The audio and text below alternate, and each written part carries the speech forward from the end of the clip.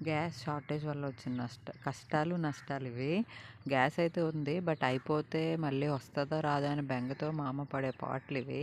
బొగ్గుల పొయ్యి అంటారు కదా! అది ఎలిగించింది. అది ఎలిగించేటప్పటికి నన్ను ఇది కోసేసి ఉంచమంది. అదంటే రాజుకుంటే బేగా వంట అయిపోద్ది కదా! ఈలోపు మా పాప పడుకుంది కదా! పడుకొని లేసాక ఏదైనా తినడానికి ఇద్దాం కదా అని మాకు పపాయ తోట ఉంది మా నాన్న వాళ్ళకి. అక్కడికెళ్ళాను. ఏ పళ్ళు కూడా దొరకలేదు. అక్కడైతే ఇలాగ కాకరకాయ పాదు కనిపించింది.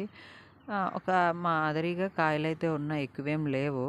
అలా పపాయ తోట మొత్తం తిరిగినా ఎక్కడ కాయలైతే కనిపించలేదు. లాస్ట్‌కి మా నాన్నొచ్చి ఒక 3 కాయలు తెంపేసి ఇచ్చారు. ఇంట్లో పెడితే కొంచెం ముగ్గుతాయి. అప్పుడు తింటది పాప అని.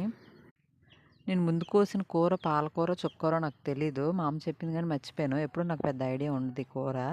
బట్ టేస్ట్ అయితే చాలా బావుంటుంది. ఆకుకూరలు తినడం చాలా మంచిది హెల్త్‌కి గూడా. అది కోసినప్పుడు కళాయి సరిపోదు. తినడానికి కూర సరిపోదు. అలా ఉంటది ఆ కూరనమాట. ఆకుకూరలన్నీ అంతే మ్యాక్సిమం. బాయ్. సబ్స్క్రైబ్ చేసుకోండి.